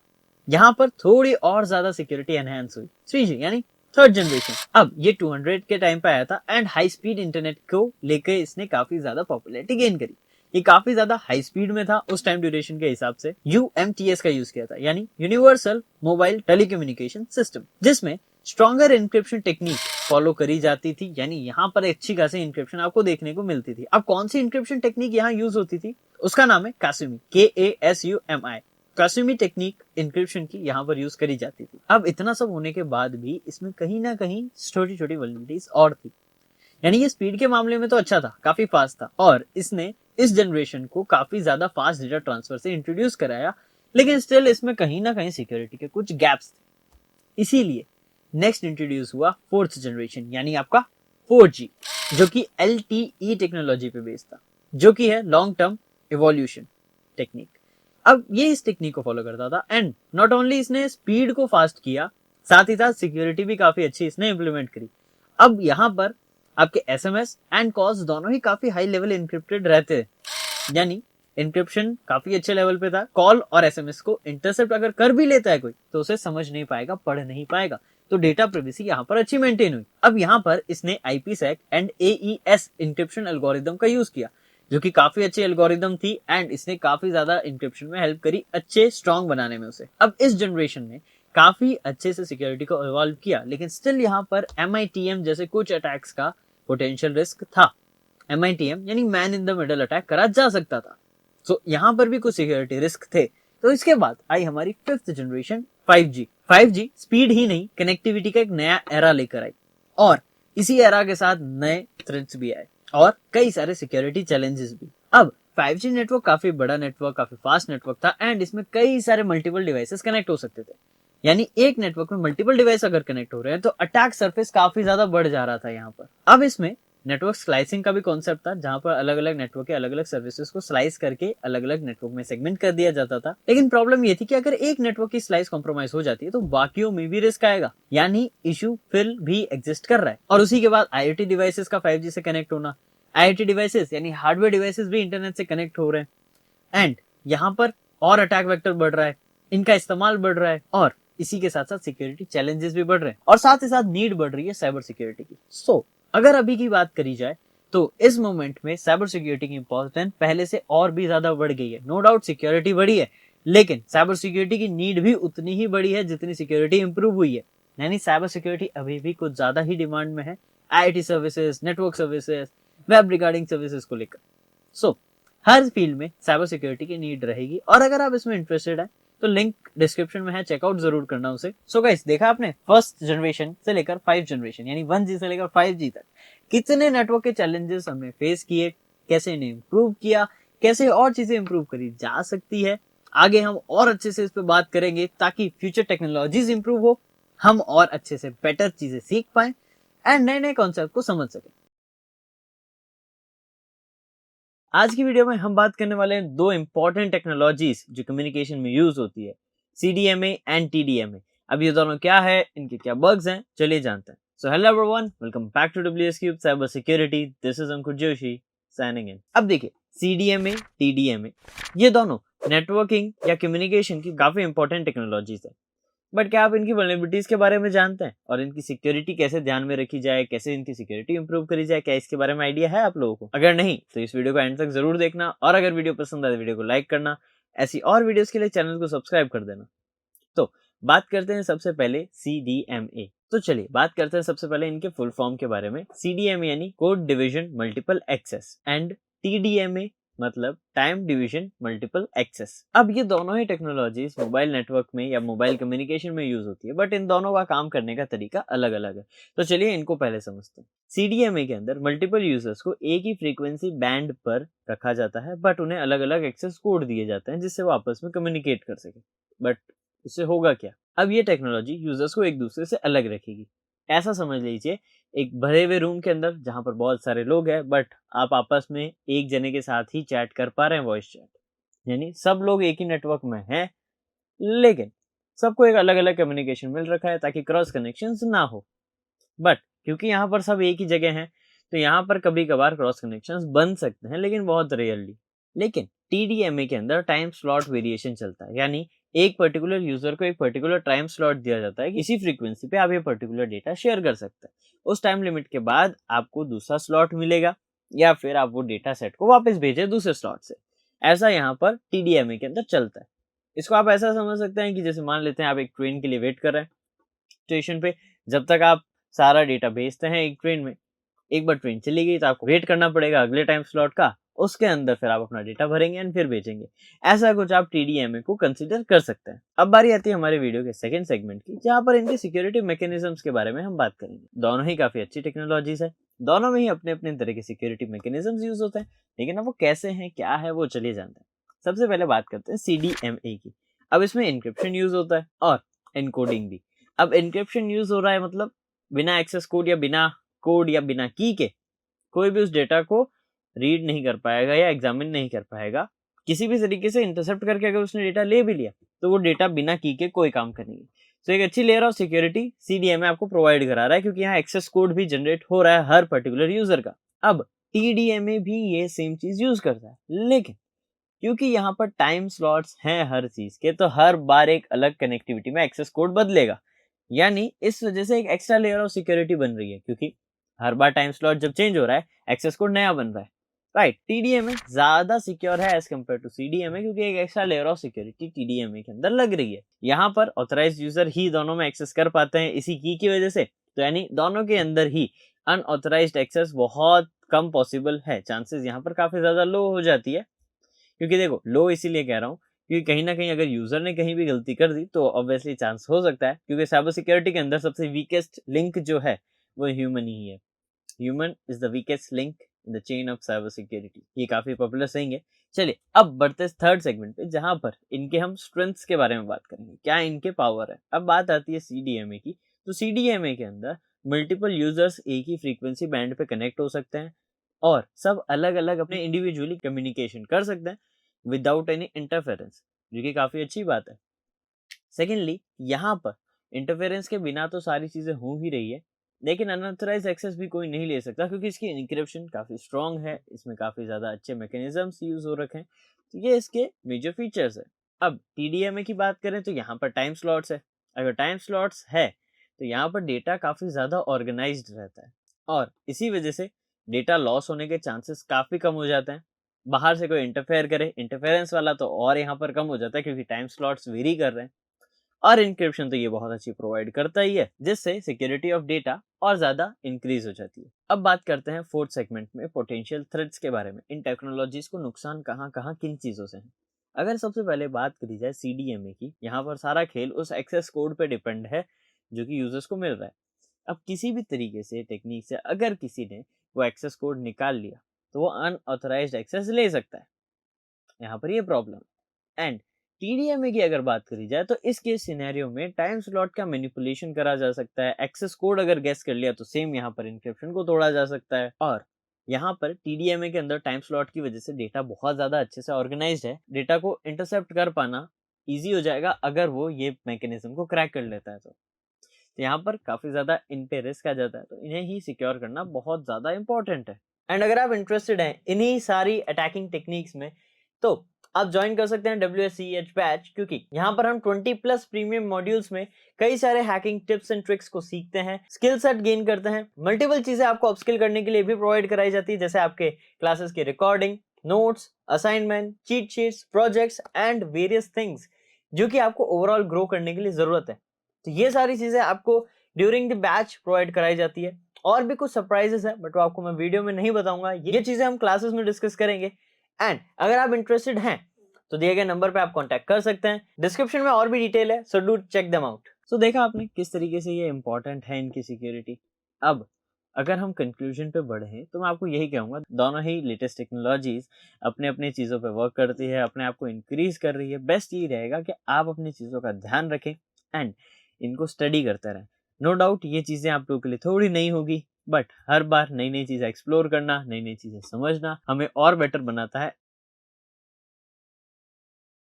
तो चलिए अब बात करते हैं एसएमएस यानी शॉर्ट मैसेज सर्विस के बारे में। ये एक ऐसी सर्विस है जो आपको टेक्स्ट मैसेजेस दूसरे पर्सन को उसके नंबर के थ्रू शेयर करने में हेल्प करती है। राइट, अब ये सिर्फ जनरल कम्युनिकेशन में हेल्प ही नहीं, और भी चीज़ों में हेल्प करती है, जैसे ओटीपीज, नए ऑफर्स आप तक पहुंचाना एंड कुछ एप्स जो लोकेशन में हेल्प करते हैं उनकी लोकेशन शेयर करना, फाइंड एंड लॉस्ट डिवाइसेस के फीचर्स में। राइट, अब ये सारी चीज़ें इसके फीचर्स है। आपने देखा है कि अक्सर आपके एसएमएस पे ओटीपीज आते हैं जब भी आप किसी बैंक अकाउंट या ये चीज़ों को लॉग इन करते हैं जहां पर आपको सिक्योरिटी ऐड करनी होती है। राइट, 2 फैक्टर ऑथेंटिकेशन में भी होता है ओटीपीज का आना। अब सोच के देखिए, आपके ओटीपी एसएमएस से आते हैं, बट क्या आप इनको सिक्योरली रख रहे हैं? ऐसा तो नहीं है कि आपके ओटीपीज किसी और तक जा रहे हैं, या क्या सिक्योरिटी फीचर्स है जो इसमें यूज होते हैं वो क्या आपको पता है? नहीं। तो आज की इस वीडियो में आप जानोगे। तो आगे बढ़ने से पहले अगर ऐसी इन्फॉर्मेशन आप रेगुलर चाहते हैं तो चैनल को सब्सक्राइब जरूर करना। तो चलिए अब बात करते हैं एसएमएस के वल्नरेबिलिटीज एंड सिक्योरिटी चैलेंजेस के बारे में। बट वीडियो शुरू करने से पहले अगर आप साइबर सिक्योरिटी के अंदर चीजें सीखने में इंटरेस्टेड हैं और प्रोफेशनल गाइडेंस चाहते हैं तो डिस्क्रिप्शन में लिंक है, आप ज्वाइन कर सकते हैं CEH mentorship program from WSCryptech। So अगर आप इंटरेस्टेड हैं तो do check that out. And अब देखिए, SMS टेक्नोलॉजी काफी सिंपल मैसेजिंग टेक्नोलॉजी है, तो अगर एक हैकर चाहे तो उसे इंटरसेप्ट कर सकता है अगर वो आपके नेटवर्क में है। यानी नेटवर्क स्निफिंग टेक्निक से इजीली आपके मैसेजेस इंटरसेप्ट करे जा सकते हैं अगर एक अटैकर या एक हैकर आपके नेटवर्क में है। तो ये तो पहली प्रॉब्लम। लेकिन दूसरी बड़ी प्रॉब्लम है SMS स्पूफिंग। जी हाँ, SMS को स्पूफ भी करा जा सकता है। आपको लगेगा एक पर्टिकुलर SMS मैंने आपको भेजा है, आप उसे ट्रस्ट करके ओपन करेंगे, उसमें लिंक है, उसे एक्सेस करेंगे या जो भी अगर बात है, बट इन रियलिटी वो मैसेज मैंने भेजा ही नहीं होगा आपको। वो SMS अटैकर ने SMS स्पूफिंग टेक्निक्स के थ्रू भेजा होगा। SMS स्पूफिंग टेक्निक के अंदर होता क्या है, आप किसी और आइडेंटिटी से मैसेज भेजते हैं। अब सामने वाले को लगता है कि वो किसी और पर्सन से आया है जिसको वो जानता है। फॉर एग्जाम्पल, आपके रिलेटिव, आपके फ्रेंड्स, उनकी तरफ से आया हुआ मैसेज आपको लगता है, बट इन रियलिटी वो होता नहीं है। वो अटैकर स्पूफ करके आपको डेटा भेज रहा होता है ताकि आप उसे एक्सेस करें एंड उसके ट्रैप में आ जाए। एंड थर्ड सबसे बड़ी प्रॉब्लम, SMS के जो मैसेजेस हैं वो एन्क्रिप्टेड नहीं होते हैं। यानी अगर उन्हें इंटरसेप्ट करा जाए तो इजीली डेटा प्लेन टेक्स्ट में आपको मिल जाएगा। और आप सभी जानते हैं विदाउट इंक्रिप्शन कोई भी चीज सिक्योर नहीं है। यानी यहाँ पर भी आपको सिक्योरिटी के मिसकॉन्फ़िगरेशंस देखने को मिलेंगे, और ये तो बहुत बड़ा इशू है। अगर इंक्रिप्टेड नहीं है, मैंने किसी को मैसेज करा, किसी ने वो इंटरसेप्ट करा, उसको पूरा मैसेज दिखेगा, राइट। अब आप कह सकते हैं कि यहाँ पर मैं ये सर्विस यूज ही नहीं करूंगा, मैं SMS मेरे व्हाट्सएप के थ्रू भेज दूंगा या इंस्टा पे भेज दूंगा, बट आपके पास भी तो मैसेज आएंगे ना। आपने बैंक पे लॉगिन करा, आपके पास OTP आएगा। अगर वो OTP आ रहा है तो इसका मतलब वो इंटरसेप्ट करा जा सकता है। अगर आपके एंटर करने से पहले अटैकर ने इंटरसेप्ट करके उसे एंटर किया तो आपका सेशन हाईजैक हो सकता है। बहुत से पॉसिबिलिटीज है यहाँ की सिनेरियो में। आपको एक जनरल सी पॉसिबिलिटी मैं आपको बता रहा हूँ, मल्टीपल पॉसिबिलिटीज है, but still one of the possibility है अभी के सिनेरियो को जो मैं एक्सप्लेन कर रहा हूँ उससे मैच होती हुई। तो इनसे बचा कैसे जाए? सबसे पहला and important part, authentication and authorization. अगर SMS में ऑथेंटिकेशन और ऑथराइजेशन मैकेनिज्म आप लगाते हैं तो ये बेटर रहेगा। अभी आपको पता है ये हम नहीं लगा सकते, SMS सर्विस प्रोवाइडर्स लगाएंगे, राइट, जो आपको सर्विस प्रोवाइड कर रहे हैं SMS की। लेकिन स्टिल अगर वो इम्प्लीमेंटेड है तो आपके लिए बेटर है। आप चेक करिए आप जिस सर्विस प्रोवाइडर को यूज कर रहे हैं उसके SMS क्या इंक्रिप्शन के साथ आते हैं। वो कैसे सर्च करेंगे? सिंपली जो भी आपका इंटरनेट सर्विस प्रोवाइडर है, जियो, एयरटेल, BSNL, जो भी, उसको आप सिंपली सर्च करेंगे इनकी SMS सर्विस इनक्रिप्टेड होती है या नहीं। इनक्रिप्टेड एंड ऑथेंटिकेशन एक बेस्ट पार्ट है आपकी ओवरऑल सिक्योरिटी को इंप्रूव करने के लिए। अब बात कीजिए सेफ्टी मेजर्स जिनको हम ध्यान रख सकते हैं, तो वहाँ क्या कर सकते हैं हम? यहाँ पर जहाँ पर इंपॉर्टेंट पार्ट है उसको स्विच कर सकते हैं सिक्योर मैसेजिंग ऐप से। जी हाँ, जैसे आप बात कर रहे हैं SMS सिक्योर नहीं है तो हम व्हाट्सएप यूज करेंगे, सिग्नल यूज करेंगे, टेलीग्राम यूज करेंगे, बिल्कुल अच्छा है, बिल्कुल वेल एंड गुड है, क्योंकि यहाँ पर इंक्रिप्शन अप्लाई रहता है। लेकिन बात यहाँ पर पॉइंटर सेकंड की आती है जो कि है OTPs। OTPs के लिए आप क्या करेंगे? आप गूगल ऑथेंटिकेटर का यूज करिए। गूगल ऑथेंटिकेटर आपके OTP को रिप्लेस कर सकता है। यानी जो आपके OTPs मैसेजेस पे आते हैं वो आपके गूगल ऑथेंटिकेटर ऐप पे आएंगे और हर टाइम ड्यूरेशन में वो चेंज होता रहेगा। तो ये एक अच्छी सिक्योरिटी है जिसको आप अप्लाई कर सकते हैं। अब अगर कोई SMS जरूरी है, अर्जेंटली भेजना है, तो क्या करा जाए? अपने नेटवर्क से अवेयर रहें। पहली चीज कि आसपास आप किस नेटवर्क से जुड़े हुए हैं, आपके आसपास क्या है, कोई ऐसी जगह तो नहीं जहाँ पर टेक्निकली चीजें ज्यादा हो और आपके इंटरसेप्शन होने के चांसेस बढ़ जाए। जैसे आप कैफे में हैं, किसी को लैपटॉप के साथ विद एन अटैच एंटेना, एक एडेप्टर के साथ देखते हैं, क्योंकि वहां पर प्रिकॉशन की नीड है, क्योंकि वो माइट भी डेटा को इंटरसेप्ट कर सकता है। क्योंकि एक एंटेना एक वाईफाई रेडियो फ्रीक्वेंसी या फिर हो सकता है वो RF फ्रीक्वेंसी को कैप्चर करने वाला डिवाइस हो, जो कि कैप्चरिंग करने में या इंटरसेप्ट करने में उसकी हेल्प कर रहा हो। तो यहाँ से आपको अपने एनवायरनमेंट से अवेयर रहना होगा। एंड लास्टली आपको अवेयर रहना होगा अननोन SMS से। अगर आपको कोई भी सस्पिशियस मैसेज आता है, भले ही अपने नोन पर्सन से ही क्यों ना आता हो, उसको चेक करने से पहले आप उसे एक बार कम्युनिकेट करें, व्हाट्सएप पे मैसेज करें या कॉल करें, ताकि आप कंफर्म कर सकें कि वो पर्टिकुलर मैसेज सामने वाले यूजर ने ही भेजा है या नहीं। इससे आप अपनी सिक्योरिटी का ध्यान रख सकते हैं। तो देखा आपने SMS कैसे एक वनरेबल सर्विस है, बट हम चीजों को चेंज करके, अपडेट करके एंड खुद को अपग्रेड रख के चीजों को सिक्योर कर सकते हैं।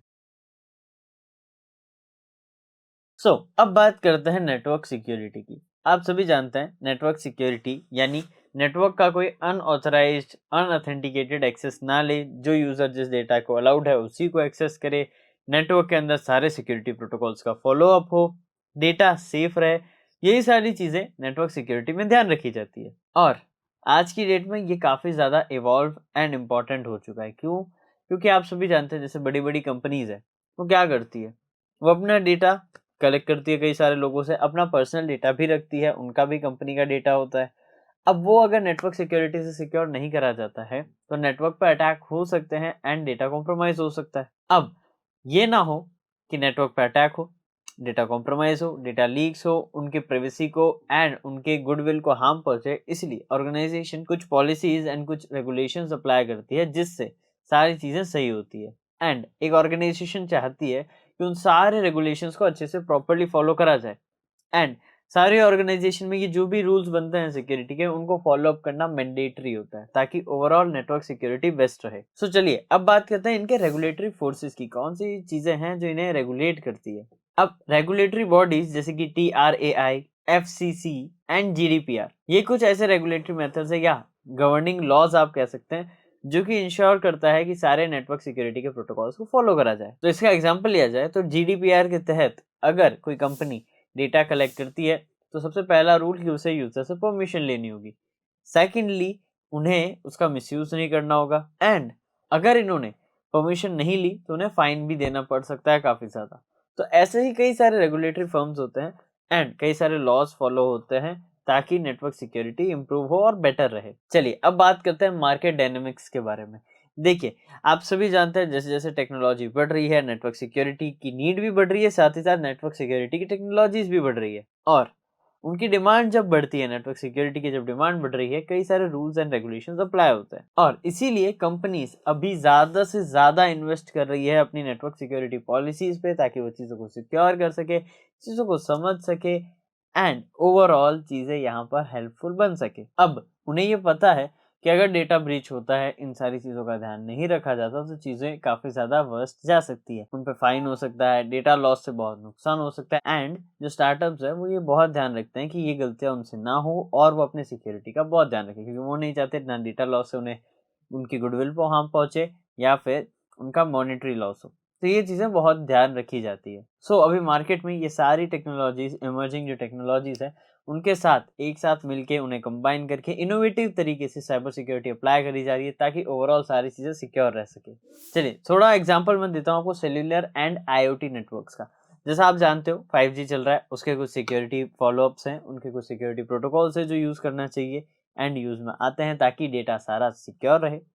इन सेम केस IoT पे भी ऐसा ही है, उस पर भी कुछ रेगुलेटरी फॉर्म्स हैं, उनके रूल्स हैं जिन्हें फॉलोअप करना है, जिन्हें अप्लाई करना है ताकि ओवरऑल चीजें अच्छे से सिक्योर रहे। अब देखते हैं IoT जैसे स्मार्ट फ्रिज हो गए, स्मार्ट टीवीज हो गए।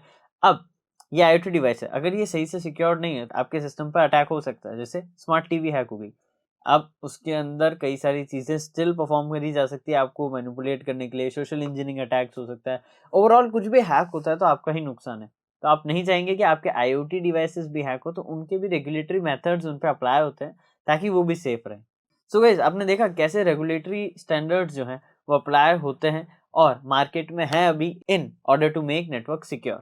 अगर नेटवर्क को सिक्योर बनाना है तो रेगुलेटरी मेथड्स को फॉलोअप करना होगा, अप्लाई करना होगा ताकि इन मेथड्स को फॉलोअप करके सारी चीजें ओवरऑल अच्छे से सिक्योर बन सके। And one more thing guys, आपको हमेशा ये चीज का बहुत अच्छे से ध्यान देना है कि जो भी आप प्रोटोकॉल यूज करें उसके सारे सिक्योरिटी फॉलोअप्स आप ले, एक स्टैंडर्ड बनाए कि ये सारी चीजें फॉलोअप हमें करनी है ताकि ओवरऑल सिक्योरिटी बेस्ट रहे। नेटवर्क को कॉन्फ़िगर करने टाइम, अगर आप नेटवर्क कॉन्फ़िगरेशन करते हैं तो नेटवर्क को कॉन्फ़िगर करते टाइम ये सारी चीजें आपको हेल्प करेगी। एंड अगर आप इंटरेस्टेड हैं इन्हीं सारी अटैकिंग टेक्निक्स में तो आप ज्वाइन कर सकते हैं WSCH बैच, क्योंकि यहाँ पर हम 20+ प्रीमियम मॉड्यूल्स में कई सारे हैकिंग टिप्स एंड ट्रिक्स को सीखते हैं, स्किल सेट गेन करते हैं, मल्टीपल चीजें आपको अपस्किल करने के लिए भी प्रोवाइड कराई जाती है, जैसे आपके क्लासेस की recording, notes, assignment, cheat sheets, projects and various things जो कि आपको ओवरऑल ग्रो करने के लिए जरूरत है। तो ये सारी चीजें आपको ड्यूरिंग द बैच प्रोवाइड कराई जाती है। और भी कुछ सरप्राइजेस है बट वो आपको मैं वीडियो में नहीं बताऊंगा, ये चीजें हम क्लासेस में डिस्कस करेंगे। एंड अगर आप इंटरेस्टेड हैं तो दिए गए नंबर पे आप कांटेक्ट कर सकते हैं, डिस्क्रिप्शन में और भी डिटेल है, so do check them out. So बात करते हैं पहले वायरलेस नेटवर्क्स की। वायरलेस नेटवर्क्स हमारे सेलुलर नेटवर्क्स, वाईफाई, ब्लूटूथ, ये सारे जो वायरलेसली वर्क करते हैं ये वायरलेस नेटवर्क में काउंट होते हैं। एंड आप सभी जानते हैं वायरलेस सिग्नल्स एयर में ट्रैवल करते हैं और इन्हें वहां पर छेड़ना या इंटरसेप्ट करना आसान हो जाता है। इसीलिए यहाँ पर सिक्योरिटी मेजर्स लेना बहुत बहुत बहुत ज़्यादा ज़रूरी है। तो इन्हीं पे हम बात करते हैं सबसे पहले सिक्योरिटी मैकेनिज्म की, जो कि है ऑथेंटिकेशन। तो जो भी यूज़र उसे एक्सेस कर रहा है नेटवर्क को, उसके डेटा को, वो ऑथेंटिकेटेड होना बहुत मस्ट है। बिना ऑथेंटिकेशन के अगर कोई भी नेटवर्क के सेगमेंट का कोई भी पर्टिकुलर डेटा अगर एक्सेप्ट करता है या एक्सेस कर पा रहा है, तो वहाँ पर सिक्योरिटी इश्यू है। Authentication is must. Second is network segmentation. आपका नेटवर्क प्रॉपर्ली सेगमेंटेड होना चाहिए। हर एक पर्टिकुलर डेटा सेगमेंटेशंस में जाना चाहिए ताकि वो अलग अलग जाए, एंड डेटा अगर कोई हैक करना भी चाहे तो वो हैक ना कर पाए, एंड इससे सिक्योरिटी बढ़ रही है। And the third and most important thing is encryption. अगर आपने सिस्टम में इनक्रिप्शन लगा रखी है तो ओवरऑल आपकी सिक्योरिटी काफी अच्छी बनेगी। इनक्रिप्शन क्या होता है, इन शॉर्ट में आपको बता देता हूँ। ये आपका नॉर्मल डेटा यहाँ से रिसीवर तक जब जा रहा है वो, या यहाँ से सेंडर ने रिसीवर तक जब डेटा भेजा, उसे एक तरीके से लॉक करके भेजा, जिसकी की सिर्फ सेंडर और रिसीवर के पास है। तो रिसीवर के पास लॉक डेटा जाएगा, अपनी की से वो डेटा अनलॉक करेगा एंड डेटा को एक्सेस कर पाएगा। अगर बीच में इस दौरान किसी ने उस डेटा को एक्सेस कर भी लिया, वो लॉक्ड डेटा होगा। अब आप लोग कह सकते हैं कि डेटा का सर लॉक है, लॉक तो तोड़ा जा सकता है, राइट। बट इनक्रिप्शन का जो लॉक है उससे तोड़ा जा सकता है, लेकिन उसमें लगेंगे सालों। कितने ही साल लग सकते हैं हमें नहीं पता, क्योंकि जितनी ज्यादा स्ट्रॉन्ग इनक्रिप्शन एंड सिक्योरिटी उतना ही ज्यादा टाइम। अब सालों तो आप बैठे नहीं है एक पर्टिकुलर फाइल को क्रैक करने के लिए, और हर डेटा अलग अलग सेगमेंट में जा रहा है। यानी अभी अपन ने नेटवर्क सेगमेंटेशन की बात करी तो कई सारे पैकेट्स हो रहे हैं, हर एक पैकेट इनक्रिप्ट हो रहा है। एक पैकेट को डिक्रिप्ट करने में अगर सालों लग रहे हैं, सारे पैकेट्स को डिक्रिप्ट करने में कितना टाइम लगेगा, और साथ में जोड़ेंगे फिर हमें एक फाइल मिलेगी। सो यहाँ पर बहुत साल लग सकते हैं, कोई गारंटी नहीं है। इसीलिए एन्क्रिप्शन आपकी टॉप नॉच होनी चाहिए एक नेटवर्क सिक्योरिटी के अंदर। अब बात करते हैं कॉमन थ्रेड्स की।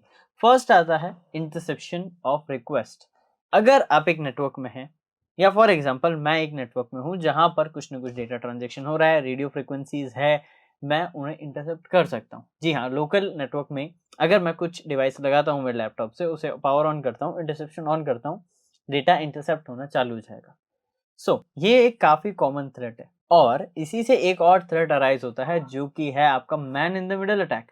यानी आपके नेटवर्क में कोई घुस गया है, वो आपका आता और जाता हुआ दोनों डेटा देख पा रहा है। मोस्ट डेंजरस चीज जो इसमें है वो है डेटा का मैनिपुलेशन। डेटा मैनिपुलेशन भी कर सकता है man in the middle attack में। यानी आप सोच रहे हैं इस वेबसाइट पे जाएंगे, बट वहां पर आप किसी और फेक वेबसाइट पे जा रहे हैं जहां पर डेटा एंटर कर रहे हैं। फिशिंग हो सकती है, सोशल इंजीनियरिंग आपके साथ किया जा सकता है। तो यहाँ पर बहुत ज्यादा चांसेस हैं अलग अलग साइबर अटैक होने के। थर्ड आता है रॉज एक्सेस पॉइंट। ये एक ऐसा एक्सेस पॉइंट है, ROUGE एक्सेस पॉइंट। ये एक ऐसा एक्सेस पॉइंट है जहां पर आपके साथ होता यह है, एक डुप्लीकेट दिखता है आपको अपने ही नेटवर्क का, जो कि एकदम लेजिटिमेट लग रहा है। हो सकता है दूसरे नेटवर्क को डाउन कर दिया जाए फ्लडिंग करके, एंड फेक वाला पावर ऑन कर रखा हो, और फेक वाला बिल्कुल लेजिटिमेट लगेगा। अगर आप उससे कनेक्ट होते हैं तो ऑब्वियसली आपका डेटा उसके थ्रू जाएगा, तो यहाँ पर उस पर इम्पैक्ट पड़ सकता है। तो आपको ये बहुत अच्छे से ध्यान रखना है कि आपके नेटवर्क में ये तीन चीजें बिल्कुल ना हो। सिक्योरिटी मैकेनिज्म आप सारे फॉलो करें। अब अगर आप इसमें सिक्योरिटी चाहते हैं तो आपको तीन बेस्ट टेक्निक बताऊंगा। अभी अपन ने जो बात करी वो तो है ही, बट उसके अलावा भी आप अगर रेगुलर अपडेट रखते हैं अपने सिस्टम्स को तो बहुत बेहतर रहेगा। रेगुलर अपडेट्स हमेशा आपको एक सेफर साइड पर रखते हैं। Secondly, disabling SSID। जी हाँ, SSID की ब्रॉडकास्टिंग अगर आप डिसेबल करते हो, डिसेबलिंग SSID ब्रॉडकास्टिंग, अगर ये आप डिसेबल रखते हो तो आप अटैकर से एक और तरीके से सेफ हो। क्यों? वहां पर आपके SSID डिसेबल्ड है तो वहां पर उसे क्लोन करना या लेजिटिमेट कॉपी बना पाना उसकी थोड़ा मुश्किल हो जाएगा। एंड थर्ड आता है यूज ऑफ VPN। एक अच्छा VPN आप यूज करें जिससे आपकी नेटवर्क सिक्योरिटी बहुत अच्छी हो। अब ये सारी टिप्स एंड ट्रिक एक नेटवर्क जिसमें आप पब्लिक में हो, या एक अपना होम नेटवर्क, या अपना एक ऑफिस नेटवर्क जहां पर आप काम करते हो, इन पे लगानी जरूरी है ताकि आप अपनी पर्सनल सिक्योरिटी का ध्यान रखें ही रखें, साथ ही बाकी लोगों की पर्सनल सिक्योरिटी का भी ध्यान रखें। एंड ऑर्गेनाइजेशन हमेशा इसीलिए रूल्स इंप्लीमेंट करती है ताकि ये नेटवर्क सिक्योरिटी बेस्ट रहे एंड उनका डेटा सेफ रहे। अब अगर आप इनकी मिटिगेशन स्ट्रेटेजीज की बात करते हैं तो मैं आपको बोलूंगा NIST, national institute of standards and technology. NIST का जो बनाया हुआ फ्रेमवर्क है, अगर आप वो फॉलो करते हैं तो ओवरऑल आपकी नेटवर्क सिक्योरिटी बहुत अच्छी होगी। उसमें प्रॉपर फ्रेमवर्क बनाए हुए हैं कि आपको ये स्टेप्स करना है, ये चीजें रखनी है, ये पॉइंटर्स आपको ध्यान रखना है। निस्ट फ्रेमवर्क अगर आप चेक करेंगे तो आपको प्रॉपर आपकी सिक्योरिटी को इंप्रूव करने के सारे स्टेप्स मिल जाएंगे। यानी अगर आप चाहते हैं अपनी ऑर्गेनाइजेशन को सिक्योर रखना एंड पर्सनल सिक्योरिटी भी, तो नेस्ट के फ्रेमवर्क्स आपके ऑर्गेनाइजेशन पे अप्लाइड होने चाहिए। As an network defense engineer या फिर साइबर सिक्योरिटी एनालिस्ट, आप किसी ऑर्गेनाइजेशन में काम करते हैं, तो नेस्ट फ्रेमवर्क आपको आना जरूरी है ताकि आप इश्यूज को समझ सकें, डिफिकल्टीज को मिटिगेट कर सकें।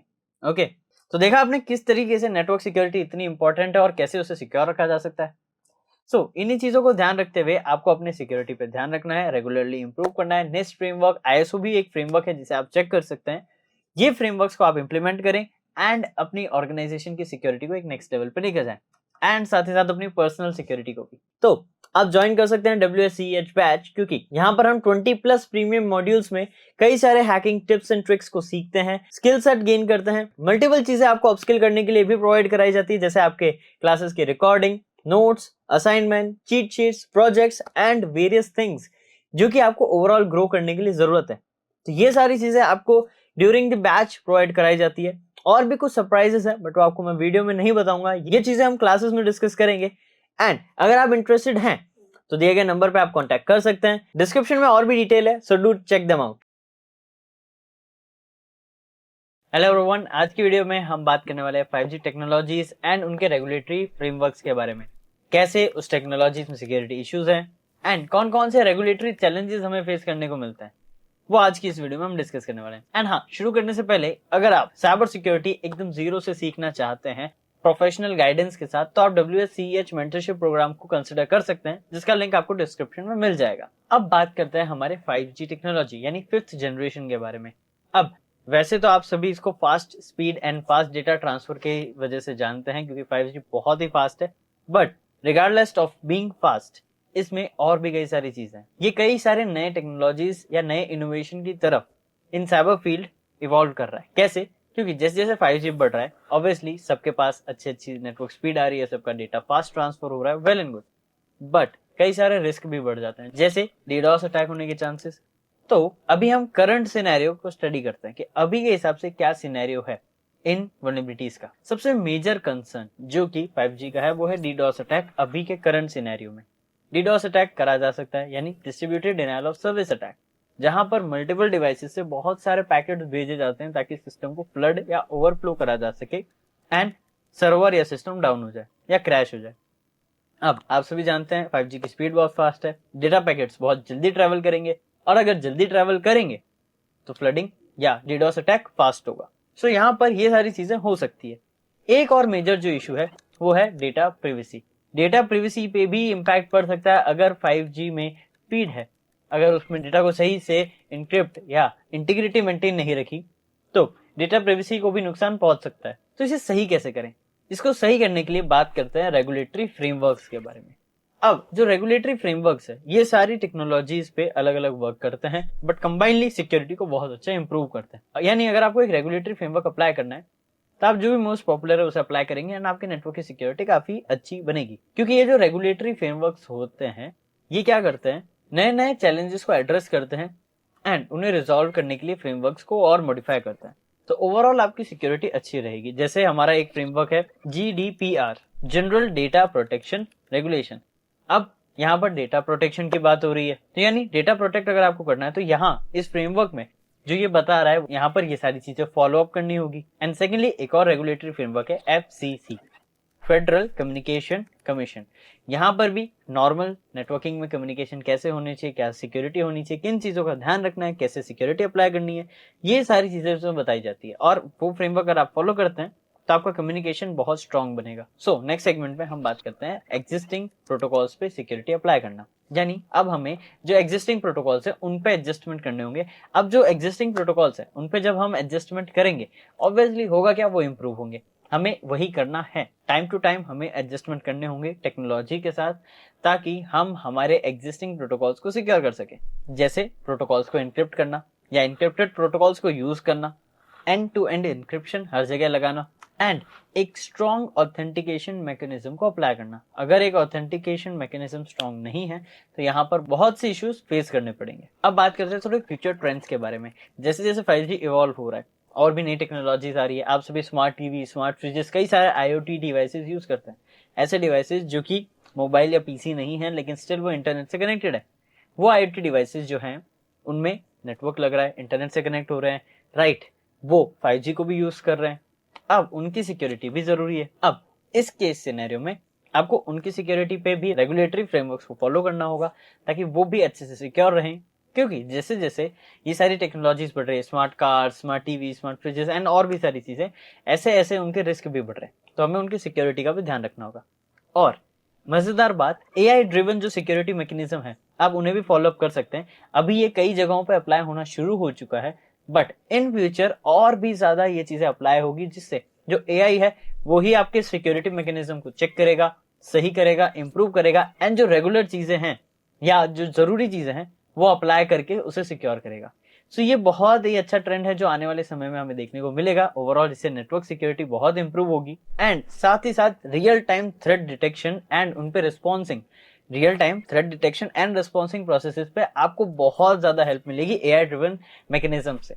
सो ये सारी चीजें एआई सिक्योरिटी एंड जो आने वाली टेक्नोलॉजीज है, जो अभी 5G है, उसके बाद जो अपग्रेड होंगे एंड बहुत सी चीजें हैं, उनमें हमें संभालनी है, क्योंकि चैलेंजेस देखने को मिलेंगे एंड उनके सॉल्यूशन भी हमें ही निकालने और अप्लाई करने हैं। सो ये सारी चीजें थी जो आज हमने डिस्कस करी नेटवर्क के सिक्योरिटी के बारे में। सो होप आपको सारी चीजें क्लियर हुई हो, सब अच्छे से समझ में आया हो, एंड अगर ये वीडियो अच्छी लगी हो और पसंद आई हो तो वीडियो को लाइक जरूर करना। मैं मिलूंगा आपसे नेक्स्ट वीडियो में और amazing, informative and knowledgeable cyber security related content के साथ। Till then, this is Ankur Joshi signing of.